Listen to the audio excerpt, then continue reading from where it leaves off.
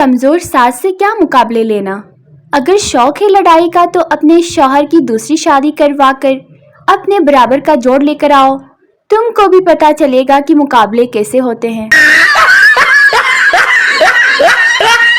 छुट्टियां होते ही बेगमात मैके ऐसे भाग जाती हैं जैसे जेल से आजाद हुई हो, जबकि वो ये नहीं जानती कि जेलर के जाने से कैदी कैद नहीं होता बल्कि आजाद हो जाता है।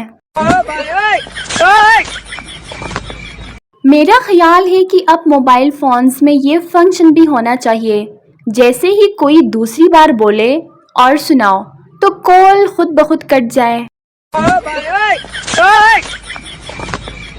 एक सर्वे के मुताबिक 90% बेगमात अपने शौहर की फ़ोन कॉल्स 15 से 20 सेकंड के वक्फे के बाद उठाती हैं ताकि शौहर को ये ना लगे कि मोबाइल फ़ोन उनके हाथ में ही था।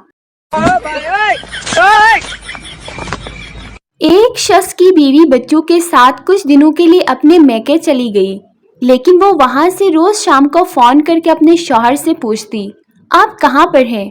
शौहर जवाब देता, मैं घर पर ही हूँ, मैंने कहाँ जाना है? बीवी कहती, जूसर मशीन चलाकर दिखाएं। शौहर जूसर मशीन चला देता। ये ड्रामा रोज ही होता था। एक दिन बेगम बताए बगैर वापस आ गई। घर पर ताला लगा हुआ था। बेगम ने पड़ोसन से पूछा, कुछ पता है ये कब वापस आते हैं? पड़ोसन ने बताया, ये तो सुबह ही जूसर मशीन लेकर निकल जाते हैं और रात को 2 बजे वापस आते हैं। एक शख्स एक बच्चे के हमरा हुजाम की दुकान में दाखिल हुआ। उसने शेव करवाई, बाल कटवाए और हुजाम से कहा कि तुम बच्चे के बाल बनाओ, इस दौरान मैं सब्जी लेकर आता हूँ। हुजाम ने बच्चे के बाल काट दिए, लेकिन वो शख्स वापस नहीं आया। काफी देर हो गई तो हुजाम ने बच्चे से पूछा, तुम्हारे अब्बू कहाँ चले गए? बच्चे ने कहा, वो मेरे अब्बू तो नहीं थे। हुजाम, तो फिर वो कौन था? बच्चा, पता नहीं, मैं तो गली में खेल रहा था कि ये आदमी आया और बोला, आओ मैं तुम्हारे बाल मुफ्त में कटवा दूं।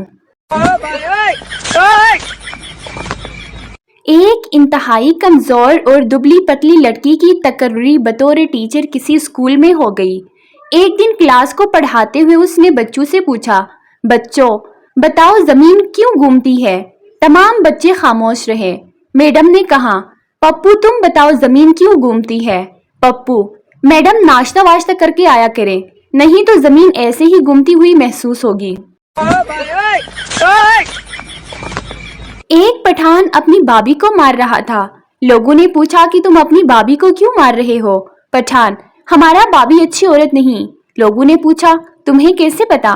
पठान, ओ यार, मैं जिस दोस्त से भी पूछता हूँ कि तुम फोन पे किससे बात कर रहे थे तो वो यही कहते हैं, तेरी भाभी से।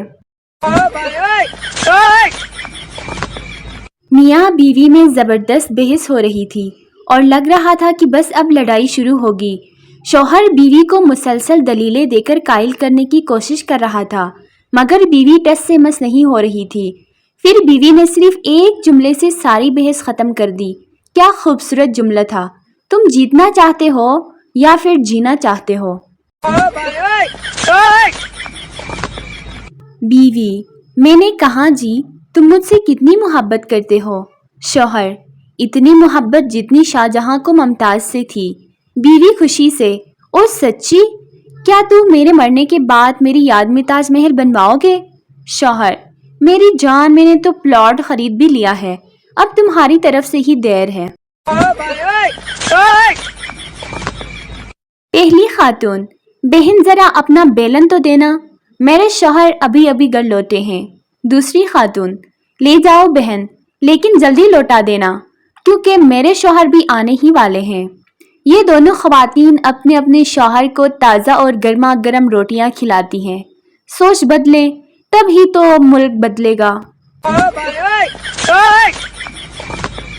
जब से मोबाइल मेरी ज़िंदगी में आया है, तब से मोबाइल का साइलेंट मोड और मेरा बेइज्जती का मोड दोनों ही ऑन रहते हैं।